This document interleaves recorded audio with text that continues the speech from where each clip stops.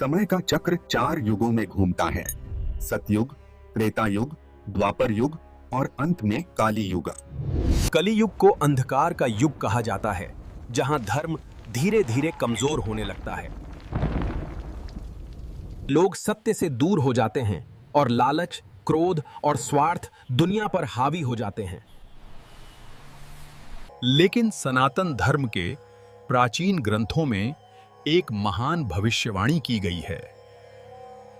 भविष्यवाणी के अनुसार जब अधर्म अपनी चरम सीमा पर पहुंच जाएगा, तब भगवान विष्णु का अंतिम अवतार प्रकट होगा। कल्कि प्रकट होगा। कल्कि को विष्णु का 10वां और अंतिम अवतार माना जाता है। श्री हरि विष्णु गरुड़ पर सवार होकर क्षीर सागर से प्रकट हुए। उनके 4 भुजाओं में शंख, चक्र, गदा और पद्म सुशोभित थे।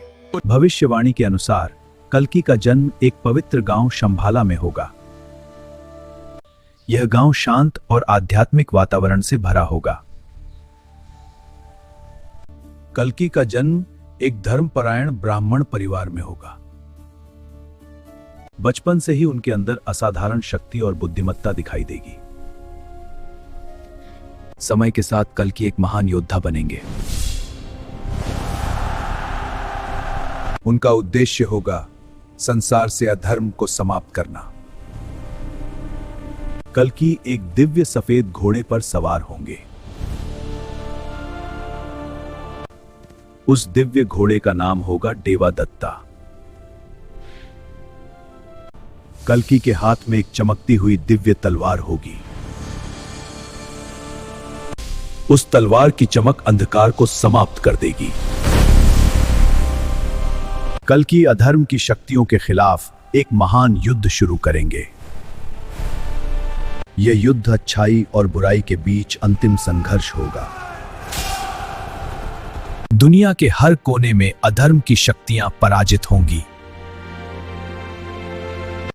मैं हूं कल्कि और मेरा आगमन का अंत करूंगा और धर्म की पुनर्स्थापना करूंगा।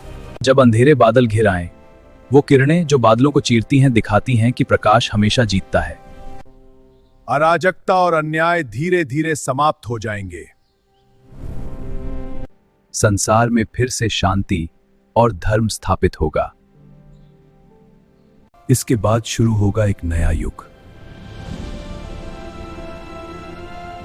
यह होगा सत्य और पवित्रता का युग, सत्य युगा।